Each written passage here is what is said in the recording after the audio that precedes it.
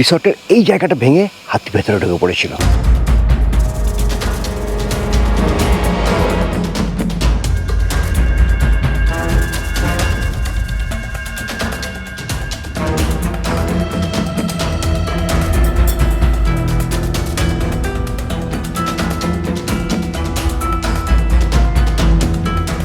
Dhaka metro চ, এই হচ্ছে গাড়ির নাম্বার। এই যে লিচু গাছটা বসিয়েছিলেন বাংলাদেশের শেখ হাসিনা। টোটো করে ডুয়ার্সে লাটাগুড়িতে আগে কখনো কি ঘুরেছেন? এটা টেস্ট করে বলে দিতে হবে এর মধ্যে কি কি কম আছে। সব জায়গায় শিপ কিন্তু মাটির উপরে উঠে থাকে, এখানে শিপ কিন্তু মাটির নিচে। এখানে থাকার খরচ কত, খাওয়ার খরচ কত, সাইট সিইংয়ের খরচ কত। Good morning. আমাদের যে বেডরুমের বিছানায় বসে আছি আর সামনে পুরো দেওয়াল জোড়া গরুমরা জঙ্গল, কোনো ছবি নয়, সত্যি সত্যি গরুমরা জঙ্গল। আমাদের যে বেডরুম, তারপরে একটুখানি বারান্দা, আর তারপরেই গরুমরা জঙ্গল। এই খাটে বসে বসে বাইরের গরুমরা জঙ্গল তো দেখাই যায়, কিন্তু আমাদের বারান্দার সামনে এখানে একটা চেয়ার পাতা রয়েছে। প্রতিটা রুমের সামনে এরকম দুটো দুটো করে চেয়ার দেওয়া রয়েছে। বসে আছি, যদি একপাল হাতির দল বা হরিণের দল বা ময়ূরকে দেখা যায়। রিসর্টের এই জায়গাটা ভেঙে হাতি ভেতরে ঢুকে পড়েছিল।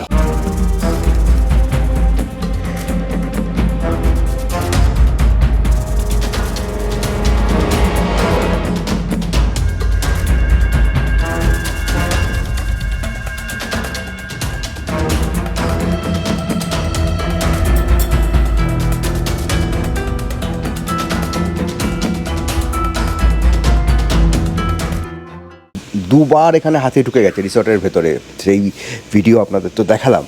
হাতি এইদিকে এগিয়ে আসে, তাহলে কি করবেন? হাতির ছবি তুলবেন নাকি দৌড়ে পালাবেন? না না, আগে ছবিটা তুলবো, তারপরে বুঝবো গতি গতি কি করতে চাইছি। ডুয়ার্সে আমাদের রিসর্টের ভেতর দিয়ে হাঁটছি, গরুমরা ন্যাশনাল পার্ক আর আমাদের এই যে রিসর্ট এতটাই কাছাকাছি, এতটাই পাশাপাশি। এই যে গরুমরা ন্যাশনাল পার্ক আর এই যে রিসর্ট, তার মধ্যে তফাৎ শুধু এই কাঁটাতারে। এটা রিসেপশন, ডাইনিং, আর উপরে একটা ওয়াচ টাওয়ার আছে। চলুন আপনাদের নিয়ে যাই এখানকার ওয়াচ টাওয়ারে।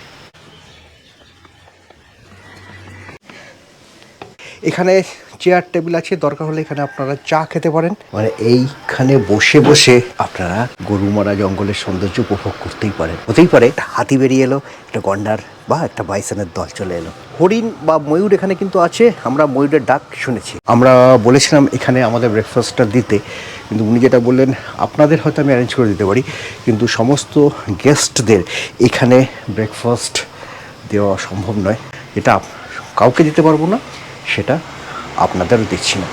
এই ব্যাপারটা কিন্তু আমার ভালো লেগেছে। এই যে পুরো রিসর্টটা একটু লম্বা ধরনের, সামনের এই যে জায়গাটা, এখানে পার্ক আছে, আর এদিকে পরপর আমাদের রুমগুলো। আমরা এখানটায় আছি, এখানে এই ব্লকে 4টে রুম আছে, পরের ব্লকে সেখানেও 4টে রুম আছে, এগুলো রিল্যাক্স রুম। আর ওই যে দোতলা যেটা দেখা যাচ্ছে, ওটা কিন্তু প্রিমিয়াম। ওখানে নিচে 3টে, উপরে 3টে, মোট 6টা রুম আছে। দুর্দান্ত রুমগুলো, কালকে রাতে তো রুমগুলো আপনাদের দেখিয়েছি। এখানে এলে এই ওয়াচ টাওয়ারে যেন কিছুটা সময়, বিশেষ করে সকালের সময়টা অবশ্যই কাটাবেন। আজ 4ঠা বৈশাখ, আকাশে মেঘ কিছু আছে, মাঝে মাঝে মেঘের ফাঁক দিয়ে রোদটা এসে পড়ছে, আবার মেঘ চলে যাচ্ছে। সব মিলিয়ে কিন্তু দুর্দান্ত। আমরা ব্রেকফাস্ট করব। আমি শুধু টোস্ট খাচ্ছি, তার সাথে অমলেট, কিন্তু আপনারা যদি চান তাহলে কিন্তু এই কচুরি এবং তরকারি এটাও ব্রেকফাস্টের মধ্যে থাকে। মানে ব্রেকফাস্ট এখানে প্রতি রুমের সাথে কমপ্লিমেন্টারি, এবং এখানে 3-4 রকমের আইটেম থাকে, কিন্তু আমি এত কিছু খাবো না বলে দিয়েছি। আমি বাটার টোস্ট আর তার সাথে অমলেট, এটাই আমি বলেছি। বাটার টোস্ট খাওয়া হলো, অমলেটটা খাবো, চা খাবো, বেরিয়ে যাবো। চলুন, ব্রেকফাস্ট হয়ে গেছে। ব্রেকফাস্ট হয়ে এখন আমরা যাব সাইট সিইং করতে। এখানে কোথায় কোথায় সাইট সিইং হয় তার একটা পিক্টোরিয়াল ছবি দিয়ে রেপ্রেজেন্টেশন রয়েছে।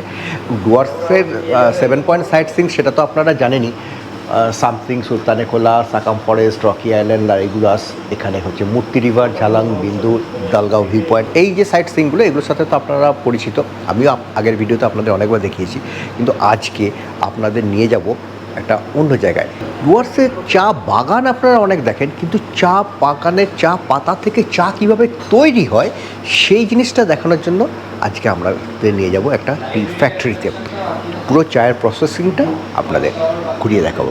এবং এই ডুয়ার্স সম্বন্ধে আপনারা যদি আরও বিস্তারিত জানতে চান তাহলে এখান থেকে কিন্তু এই যে ন্যাচারালিস্ট চঞ্চল দত্ত, প্রকৃতিপ্রেমী, ওনাকে এই রিসোর্টে আহ্বান করা হয়। এখানে একটা ছোট্ট লাইব্রেরি আছে যেখানে ডুয়ার্সের বিভিন্ন ব্যাপারে, সেটা জঙ্গল হতে পারে, জীবজন্তু হতে পারে, এখানকার ইতিহাস হতে পারে, এখানকার ভূপ্রকৃতি হতে পারে, তার উপরে বেশ কিছু বই রয়েছে।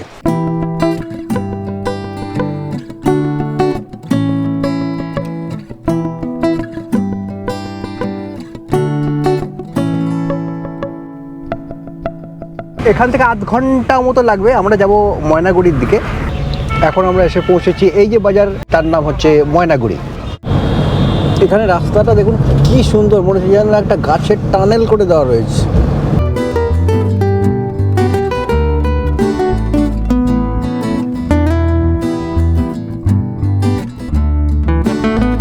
ওই দেখা যাচ্ছে চায়ের ফ্যাক্টরি, এই হচ্ছে সেই চায়ের ফ্যাক্টরি। আমরা ভেতরে যাব।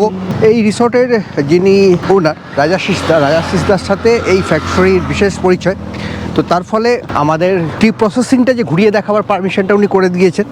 বা এখানে যে ট্যুরিস্টরা আসেন তাদেরকেও উনি এই ঘুরিয়ে দেখার, তারা যদি চান তাহলে এটা ঘুরিয়ে দেখার পারমিশন উনি করিয়ে দিতে পারবেন। গ্রিন টাচ টি ফ্যাক্টরি, পারমিশন ছাড়া এই ভেতরে কিন্তু প্রবেশ নিষেধ। এটা হচ্ছে ছোট গেট, এই ছোট গেটটা দিয়ে ভেতরে ঢুকতে হয়। প্রচুর প্রচুর প্রচুর পাতা। চা বাগান থেকে এই রকম চায়ের পাতা এখানে এই ব্যাগের মধ্যে জড়ো করা হচ্ছে।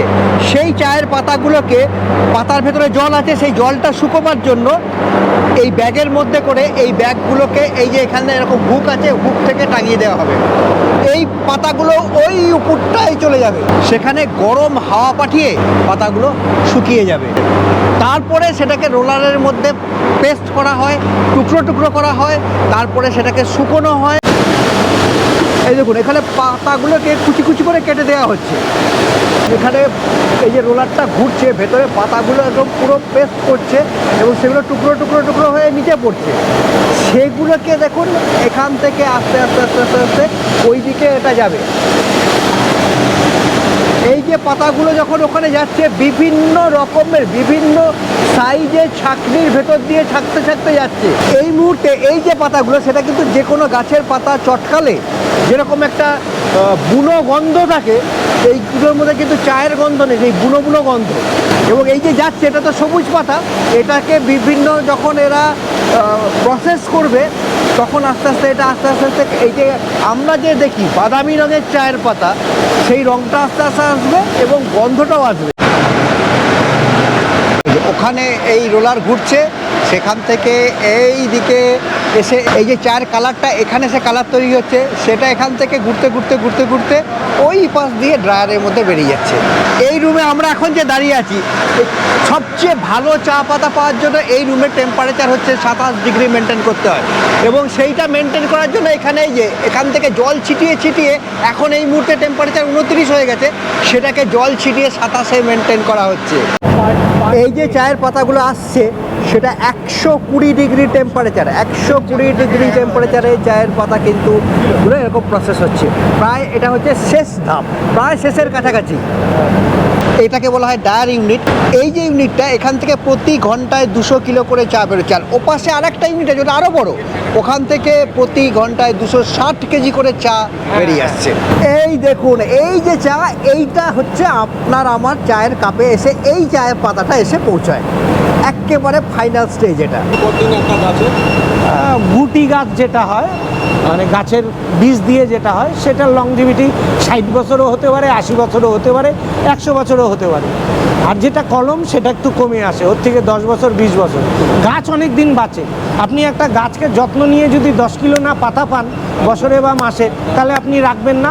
সেম তাই একটা গাছে আমরা তো ব্যবসা করি, ওর থেকে যতটা পাওয়া যাবে ওইটাই আমাদের প্রফিট। তাই আমরা যেই সময় দেখি পাচ্ছি না, তখন ওটাকে তুলে আবার নতুন লাগাতে হয়, প্লান্টেশন করতে হয়। এই হচ্ছে নিয়ম। চা যে ফ্যাক্টরি, তার মধ্যে সবচেয়ে কঠিন যে কাজটা, সেটা হচ্ছে চায়ের এই যে ফ্লেভারটা এখানে কি, এটা টেস্ট করে বলে দিতে হবে এর মধ্যে কি কি কম আছে। ওই রান্নায় যেরকম আমরা নুন ঝাল মিষ্টি কম বলে দিই,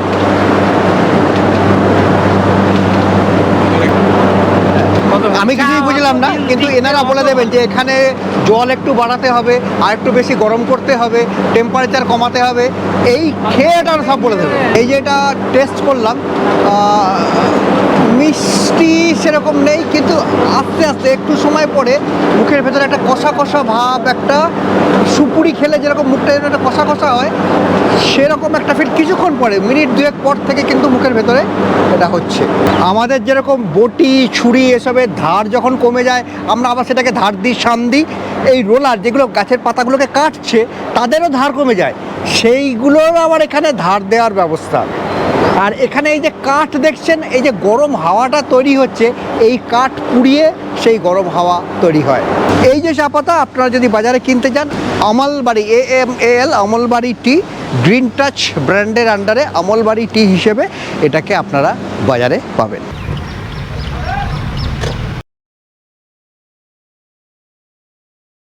এই যে আমরা এখন রয়েছি, আমরা তো জলপাইগুড়ি ডিস্ট্রিক্টে ছিলাম, সেখান থেকে কুচবিহার জেলার মেখলিগঞ্জের কাছাকাছি আমরা যাব। সেই মেখলিগঞ্জ মানে কুচবিহার জেলার সাথে কিন্তু আমাদের বাংলাদেশ, প্রতিবেশী দেশ বাংলাদেশের বর্ডার। এবং এই যে বর্ডার মানে কোচবিহার জেলা মানে সেটা ভারতবর্ষ, পশ্চিমবঙ্গ, তার সাথে বাংলাদেশের যে বর্ডার, সেইখানে বেশ কিছু গ্রাম আছে। এবং এখানে এই বর্ডারটা কিন্তু একটানা বর্ডার নয়, বর্ডারে এমন কিছু জায়গা আছে যেখানে দুটো বাংলাদেশের গ্রাম, তার মাঝের জায়গাটা ভারতবর্ষের। মানে এরকম অদ্ভুত অদ্ভুত কিছু জায়গা আছে, ছিটমহল বলা হয় এগুলোকে। তো সেরকমই একটা ছিটমহলের জায়গা হচ্ছে এখানকার 3 বিঘা, সেইখানে আমরা যাব। এই যে ময়নাগুড়ি, যেখানে আমরা চায়ের ফ্যাক্টরি দেখলাম, সেখান থেকে এখন এই যে 3 বিঘা, সেই 3 বিঘা প্রায় 40 কিলোমিটার, ঘন্টাখানেক সময় সেটা তো লাগবেই।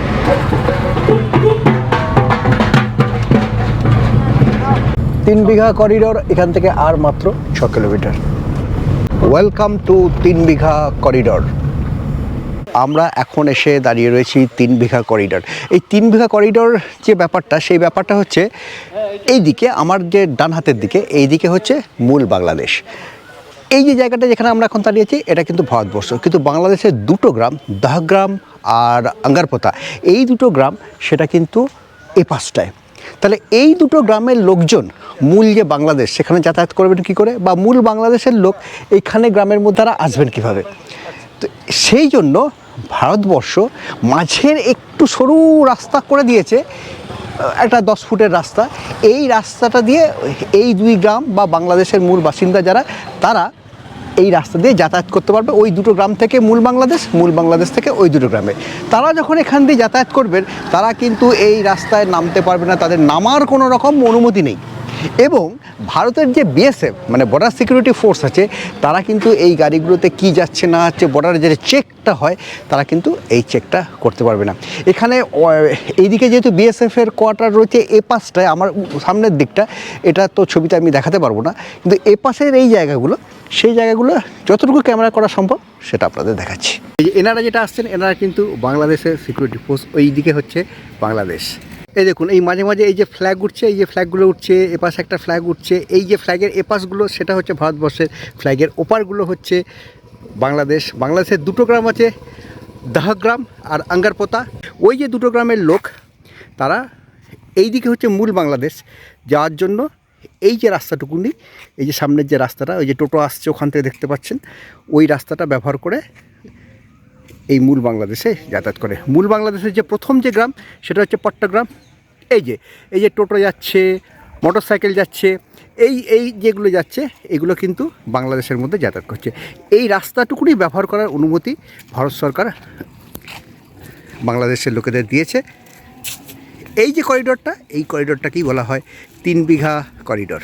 এই যে টোটো আসছে, এটা মূল বাংলাদেশ এপাশে, সেখান থেকে টোটো এসে এই দিকে যে দুটো গ্রাম আছে, সেই গ্রামের দিকে চলে যাচ্ছে। মাঝের এই যে জায়গাটা, এই জায়গাটা হচ্ছে ভারতবর্ষের জায়গা। এবং এই যে ভারত বাংলাদেশ বর্ডার, এখানে মৈত্রী স্বাক্ষর হিসাবে এই যে লিচু গাছটা বসিয়েছিলেন বাংলাদেশের শেখ হাসিনা। এই লিচু গাছে লিচু এসেছে 19 অক্টোবর 2011। ঢাকা মেট্রো চ, এই হচ্ছে গাড়ির নাম্বার। এই যে 3 বিঘা, এখানে একটা ক্যাফেটেরিয়া আছে, কিন্তু সেটা 12টা পর্যন্ত খোলা থাকে, আবার বিকেলবেলায় খোলে। আমরা এখন ফিরে যাচ্ছি আমাদের রিসর্ট লাটাগুড়ি, সেখানে আমরা লাঞ্চ করব। কিন্তু তার আগে আপনাদের আরেকটা ছোট্ট জায়গা জল্পেশ মন্দির, এখানকার বেশ বিখ্যাত দ্রষ্টব্য, সেটা আপনাদের দেখাবো। এই যে রাস্তা ধরে যাচ্ছে এটা হচ্ছে NH 707। এই রাস্তা থেকে আরেকটু সামনের দিকে আমরা ডান হাতে বেঁকে যাব জল্পেশ্বর শিব মন্দির। এখান থেকে আমরা ডান হাতে বেঁকে গেলাম জল্পেশ মন্দির, 4 কিলোমিটার। এই যে ছোট্ট সামনে ব্রিজ, এটা হচ্ছে জল্পেশ ব্রিজ।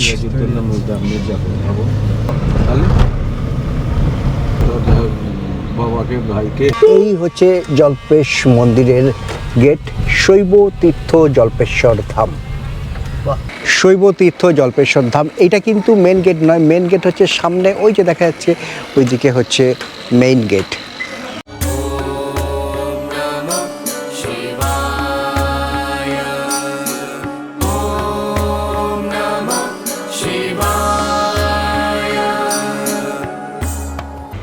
বিশাল মন্দির, এই হচ্ছে নন্দী মহাকালের মন্দির।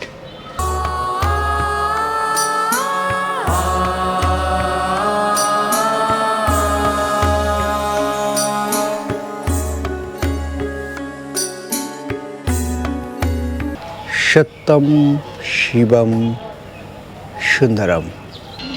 মঙ্গল আরতি ভোর 4টে থেকে সন্ধ্যা আরতি পর্যন্ত মন্দির খোলা থাকে। মন্দিরের ভেতরে মোমবাতি ধূপকাঠি জ্বালানো নিষেধ। এই মন্দির চত্বরে এটা হচ্ছে অশোক গাছ। এই যে নন্দীর মূর্তি, তার সামনে এই অশোক গাছ। আর এখানে এই হচ্ছে প্রবেশ পথ, জুতো খুলে যেতে হয়। এখান থেকে টিকিট কাটতে হয় 20 টাকা পার হেড। এইখান দিয়ে ভেতরে আপনারা প্রবেশ করবেন।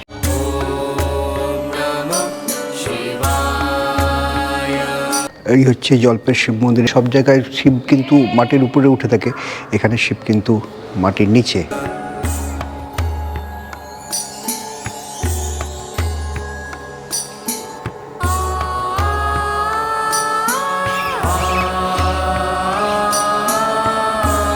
এখন আমরা ফিরে চলেছি আমাদের রিসর্টে। আমাদের লাঞ্চ হয়নি, 4:30 বাজছে। তো অবশ্য রিসর্টে আমরা ফোন করে নিয়েছিলাম, ওরা গরম করছে, লাঞ্চ গরম করছে। সূর্যদেব পাটে বসতে চলেছেন, ঘড়ির কাঁটা প্রায় 5টার কাছাকাছি। আমরা এখন লাঞ্চ করছি। ডুয়ার্সে গাড়ি করে 7 পয়েন্ট এদিক ওদিক সেদিক 3 বিঘে আমরা দেখে এলাম, জল্পেশ মন্দির দেখে এলাম, টি প্রসেসিং চা ফ্যাক্টরি দেখে এলাম। টোটো করে ডুয়ার্সে লাটাগুড়িতে আগে কখনো কি ঘুরেছেন? আজকে আমাদের সাথে ঘুরুন। আমাদের এখানে পেছনে একটা জায়গা আছে, এটা আপনাদের জন্য। এই যে মোড়টা, এই মোড়টার নাম নেওড়া মোড়। এখান থেকে আমরা বাঁ হাতে বেঁকে যাব। এই নেওড়া মোড় থেকে আমরা যে রাস্তা দিয়ে চলেছি তার দুধারে যে লোক বসতি জনবসতি আপনারা দেখছেন, এই জায়গাটার নাম হচ্ছে নতুন পাড়া। এখানে কিন্তু সমস্ত যার লোকজন আছেন তারা হচ্ছেন বাঙালি। বাঙালি কেন বলছি, মানে বাঙালি ছাড়াও এখানকার আদিবাসী লোকজন আছেন, রাজবংশী সম্প্রদায়ের লোক তারাও আছেন, কিন্তু এই জায়গাটা শুধুমাত্র বাঙালিরা। এই যে নদী উপর দিয়ে আমরা এখন যাচ্ছি, ডুয়ার্সের সব থেকে জনপ্রিয় নদী হচ্ছে মূর্তি, আর তারপরে যে নদীর খ্যাতি সবচেয়ে বেশি সেটা হচ্ছে নেওড়া নদী। এই নেওড়া নদীর সৃষ্টি হচ্ছে কোলাকামের কাছ থেকে। একটু আসার পরে এই নেওড়া নদীর সাথে মিলিত হয়েছে মাল নদী, মানে যে নদীতে হরপা বাঁধ হয়েছিল। এই নেওড়া নদী ওই সামনের দিকে আরেকটু এগিয়ে চেল নদীর সাথে মিশছে, নাম হয়ে যাচ্ছে ধরলা নদী। সেই ধরলা নদী আরেকটু সামনে গিয়ে তিস্তার সাথে গিয়ে মিশছে। এই নদীতে পাওয়া যায় বরলি মাছ। আমরা বরলি মাছ কালকে খেয়েছি। এই অঞ্চলের খুব ফেমাস মাছ। আমাদের ওখানে যেরকম মৌরলা মাছ, পুঁটি মাছ, সুন্দরবনে যেরকম আমোদি মাছ, এখানে হচ্ছে এই নেওড়া নদীর বরলি মাছ। শুধু নেওড়া নদী নয়, এখানকার অনেক নদীতেই এই বরলি মাছ পাওয়া যায়।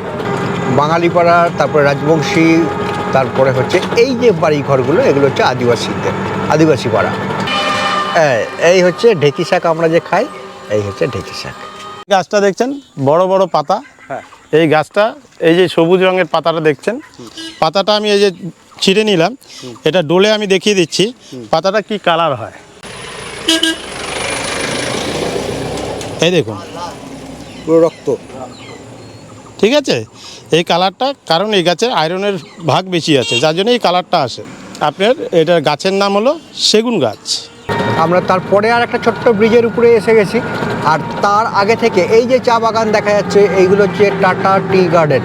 টাটা কোম্পানির চা বাগান। এ পাশে যে চা বাগানটা এতক্ষণ আমরা পাশ দিয়ে যাচ্ছি, দেখাবো চা বাগানটা আপনাদের আরও ভালো করে। 114 বছরের পুরনো ব্রিটিশ জামানার চা বাগান, এখন টাটাদের মালিকানাধীন। এবং এই চা বাগানে যারা কাজ করে তারা বংশ পরম্পরায় কাজ করে। এই যে চা বাগানের মাঝে মাঝে এই যে খালগুলো, এটা হচ্ছে চা বাগানে প্রচুর বৃষ্টি দরকার হয়, সেই বৃষ্টির জল কিন্তু আবার গাছের গোড়ায় দাঁড়ানো চলবে না, এই জলটা যাতে বেরিয়ে যায় তার ব্যবস্থা করা। আবার এই যে খালগুলো রয়েছে যেটা বৃষ্টির জল বেরোনোর জন্য ব্যবহার করা হয়, সেই খালে কিন্তু আবার লেপার্ডরা বাচ্চা দেয়। এই যে চা বাগান, তার তো ছায়া দরকার হয়, সেই জন্য এগুলোকে শেড ট্রি করা হয়েছে। এই শেড ট্রির কাণ্ডগুলোকে জড়িয়ে জড়িয়ে যে মানি প্ল্যান্ট বা পান পাতার মতো যে গাছগুলো উঠেছে, এগুলো হচ্ছে গোলমরিচের গাছ। এই ঘাসটা একটা কাজের জিনিস, এবং এই ঘাসটা দিয়ে আপনার লেমন গ্রাস যে বলা হয় সেই ঘাস। আর এটার অয়েল যখন তৈরি হয় তখন একে বলা হয় সেট্রোনিলা অয়েল। পুরো একদম পাতিলেবুর গন্ধ, মানে এই যে স্যুপের মধ্যে যে লেমন গ্রাস দেয়, এই হচ্ছে সেই লেমন গ্রাস। নিখিলদা তাড়া দিচ্ছে, চলুন। এই যে গর্ত ছাপগুলো দেখছেন, এগুলো হচ্ছে সব হাতির পায়ের ছাপ। এই হাতি এখান দিয়ে বেরিয়ে গেছে। আর এই হচ্ছে রেল লাইন যাচ্ছে। এই যে গোলাপি ফুলগুলো হয়ে আছে, এগুলো হচ্ছে বেগম বাহার। এই যে গাছটা, এটা হচ্ছে শাল গাছ, আর শাল গাছের গায়ে হয়ে আছে প্রচুর অর্কিড। এই জায়গাটার নাম হচ্ছে লালপুল, এখানে রয়েছে পিকনিক স্পট। আর এই যে ব্রিজ, এই ব্রিজটার নাম হচ্ছে নেওড়া ব্রিজ। এই হচ্ছে নেওড়া নদীর ব্রিজ। এইখানে ব্রিজের ছবিটা যে আসছে না, দুর্দান্ত একটা ছবি আসছে।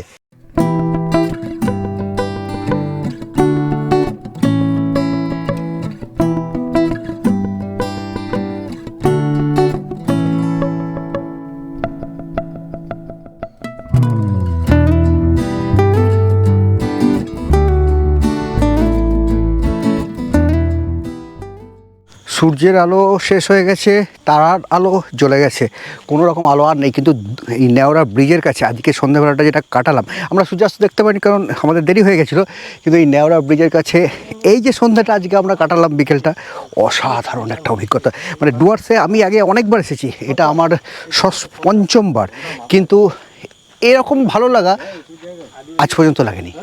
চলো এবার ফিরে যাই। টোটো করে ফিরে এলাম, তারপরে একটু ইভিনিং স্ন্যাক্স, গরম গরম চা, তার সাথে গরম গরম পকোড়া। যে তথ্যগুলো পাওয়ার জন্য আপনারা উদ্গ্রীব হয়ে আছেন, সেটা হচ্ছে এখানে থাকার খরচ কত, খাওয়ার খরচ কত, সাইট সিইংয়ের খরচ কত, স্টেশন থেকে পিক আপ ড্রপ তার খরচ কত, তো সেটা আমি আর বলছি না। রাজাশিস্তা রেটের কথা যখন উঠলো, প্রথম যে রেটটা জানতে চাইবো সেটা হচ্ছে আমরা যে রুমটায় রয়েছি সেটা রেট কত। প্রথমেই আপনাদের স্বাগত জানাই আমাদের অরণ্য জঙ্গল রিসর্টে। এটা লাটাগুড়ি বহু পুরনো প্রপার্টি এবং আমাদের রেটিংও আপনারা নিশ্চয়ই দেখবেন। তা আপনারা যে রুমটায় আছেন সেটা আমরা দুটোভাবেই ইউজ করি। সবগুলো রুমই, আমাদের 22টা রুম আছে, 22টা রুমই দুটোভাবেই ইউজ করি, এসি এবং নন এসি। দুটোর রেট আমরা, এসি আপনি যে রুমে আছেন সেই এসি রুমের রেট আছে 3300 টাকা, নন এসি আছে 2800 টাকা। সবগুলোর মধ্যেই আমাদের ব্রেকফাস্ট কমপ্লিমেন্টারি আছে, জিএসটি 12%। এছাড়া আর কি ক্যাটাগরি রুম আছে, সেগুলো রেট কত? এগুলো, এটা সুপার ডিলাক্স ছাড়াও আরও 4টে ক্যাটাগরি আছে। সেটা আছে deluxe, premium, canvas and family cottage. Family cottage এসির রেট আছে আপনার 4100 টাকা এসি, নন এসি আছে 3600 টাকা, এবং ডিলাক্স রুমের রেট আছে আমাদের সবচেয়ে কম ডাবল বেড 2300 এবং 2600। তারপরে আছে প্রিমিয়াম কটেজ আছে আপনার 3300 টাকা নন এসি, 3800 টাকা এসি। ক্যানভাস কটেজ আছে 5000, ওখানে আমাদের কোনো নন এসির অপশান নেই। আর একটা আমাদের নন এসি রুম রয়েছে দুটো, সেটা একদম স্ট্যান্ডার্ড ক্যাটাগরি, 1800 টাকা করে প্লাস জিএসটি। স্টেশন থেকে পিক আপ করা, ড্রপ, এই ব্যবস্থা কি আছে? হ্যাঁ, পিক আপ এবং ড্রপের জন্য গাড়ি ওয়াইজ এগুলো ডিফারেন্স হয়ে যায়। ছোটো গাড়ির জন্য মোটামুটি 2000 থেকে 2500 টাকা, আর বড় গাড়ির জন্য 3500 টাকা পড়ে। এখানে যে বিভিন্ন ধরনের সাইট সিং হয়, 7 পয়েন্ট সাইট সিং বা 8 পয়েন্ট সাইট সিং, এই যে সাইট সিং তার রেটটা কত? সাইট সিনের জন্য ছোটো গাড়ি, বড় গাড়ি এবং সিজন অফ সিজন ওয়াইজ এগুলো ডিফারেন্স হয়ে যায়। এগুলো একটা ডিস্টেন্স অনুযায়ী হয়তো গাড়ির রেটটা বেস প্রাইস 2500 টাকায় ধরে চলা ভালো, ছোটো গাড়ি বা বড় গাড়ি 3000 টাকা ধরে চলা ভালো। আমরা কালকে 3 বিঘা দেখেছি, জল্পেশ মন্দির দেখেছি, এইটার যে রেটটা, এটা সাধারণত কেউ করেন না, তো এটার রেটটা কত? এই 3টে সার্কিট নিয়ে আমরা মোটামুটি 3500 টাকা চার্জ করি। কালকে বিকেলে আমরা টোটো ট্যুর করেছিলাম একটা, এটাও বেশ একটা ইউনিক ব্যাপার। সেটার খরচ কত? সেটা 400 থেকে 500 টাকা। এখানে কেউ যদি বুক করতে চায় কিভাবে বুক করবে? বুকিং এর নাম্বারটা কি? বুকিং আমাদের অনলাইন অফলাইন সবভাবেই হয়। অনলাইন আমাদের ওয়েবসাইট আছে www.aranyjangalresort.com, ওখানে বুক নাও অপশান আছে। আবার ওয়েবসাইট ভিজিট করলে পরে ওখান থেকে ডাইরেক্ট আপনি হোয়াটসঅ্যাপে আমাদের পিং করে দিতে পারেন। কেউ যদি ক্যান্সেল করে, হতেই পারে, সেটা ক্যান্সেলেশন পলিসিটা কি? ক্যান্সেলেশন পলিসি আমরা একজন ট্যুরিস্টকে সবসময় বলি বুকিংটা পোস্টপন করুন উইদাউট এনি চার্জেস। আপনার বুকিংটা আমি 3 মাস 4 মাস আপনার সুবিধা মতো সময় পোস্টপন করে দেবো, আপনি ফার্দার আসুন, আপনাকে আমি সেম রুমই সেম ফেসিলিটিস দেবো। এবার ঘটনা হচ্ছে যদি বুকিং একান্তই ক্যান্সেল করতে হয় সেক্ষেত্রে আমাদের ক্যান্সেলেশন পলিসি উইদিন 15 ডেজ যে 50% টাকা আপনি দেবেন জমা, সেই 50%টা নো রিফান্ড, আর তার থেকে বেশি যদি আপনি জমা করেন সেই টাকাটা আমরা আপনাকে রিফান্ড করে দেবো। আপনাদের চাইল্ড পলিসি কি? Child policy above 5 years. এই ক্ষেত্রে একটা খুব ভালোভাবে আমরা লজিক্যাল কথা গেস্টকে বলি, সেক্ষেত্রে বলে বাবা মারা আমার সঙ্গে এই ছেলেমেয়েরা থাকবে। একটা হচ্ছে উইথ কট আর উইদাউট কট সেটা হয়, কিন্তু এক্সট্রা পার্সেন্ট চার্জেস আমাদের 7 to 1000 রুপিস ভ্যারি করে। আমরা কিন্তু প্রত্যেককে আলাদা বেড দিই, আলাদা ব্ল্যাঙ্কেট দিই, পিলো দিই, এবং তার জন্য এক্সট্রা ওয়াটার বটল, যেটা কমপ্লিমেন্টারি বটল, সেটাও দিই। ডুয়ার্সের একটা বড় আকর্ষণ হচ্ছে এখানকার জঙ্গল সাফারি। বিভিন্ন রকম জিপ সাফারি আছে, জঙ্গল ওয়াচ টাওয়ার সাফারি আছে, সেগুলো বুকিং তো অনলাইনে হয়। এই বুকিং করতে আপনারা কি অ্যাসিস্ট করেন? আমাদের বুকিংয়ের জন্য অ্যাসিস্ট্যান্স সবসময় থাকে। আমরা ওয়েবসাইট বলে দিই, এবং অনলাইন যখন আপনারা বুকিং করবেন সেই ওয়েবসাইটে আপনাদের কিছু ডকুমেন্ট দিতে হয়, আধার কার্ড, ভোটার কার্ড, এগুলো আপনাকে, আইডিগুলো ওখানে আপনাকে দিতে হয়, ফোন নাম্বার দিতে হয়। সেই জন্য আমরা অ্যাসিস্ট করে দিলে পরে আপনারা নিজেরাও করতে পারেন। অনেক সময় কী হয়, একটু বয়স্ক লোক, এজেড লোক, তারা হ্যাবিচুয়েটেড নয়, তারা আমাদের সঙ্গে এই আইডিগুলো শেয়ার করলে পরে আমরা তাদেরকে বুকিংগুলো করে দেওয়ার চেষ্টা করি। আপনাদের check in check out time কটা? চেক ইন টাইম দুপুর 12টা, চেক আউট টাইম 11টা। ডুয়ার্সের যে সাফারিগুলো হয় সেখানকার যে টিকিট বুকের কাউন্টার, সেখানে এই বোর্ডটা আমি দেখেছি, কিন্তু এখানকার ডাইনিং রুমে এই বোর্ডটা রয়েছে। মানে এখানে যতগুলো ওয়াচ টাওয়ার আছে তাদের 5টা ওয়াচ টাওয়ার আছে। 5টা ওয়াচ টাওয়ারের মধ্যে চাপড়ামারি, চন্দ্রচূড়, চুকচুকি, যাত্রাপ্রসাদ, মেদলা। তো এই যে ওয়াচ টাওয়ারগুলো, তার নামগুলো, সেই ওয়াচ টাওয়ারে কখন কখন সাফারিরা দিনে 4টে করে, সকালে 2টো, বিকেলে 2টো, সেগুলো গরমকালে একটা সময় হয়, শীতকালে অন্য সময় হয়। সমস্ত টাইমিং, খরচ কত, কবে বন্ধ থাকে, কবে খোলা থাকে, সমস্ত ইনফরমেশন এখানে বসে বসেই আপনি পেয়ে যাবেন। আজ তাহলে এই পর্যন্ত। সঙ্গে থাকবেন, ভালো থাকবেন, দেখা হবে পরের পর্বে নতুন জায়গায় অন্য কোনো।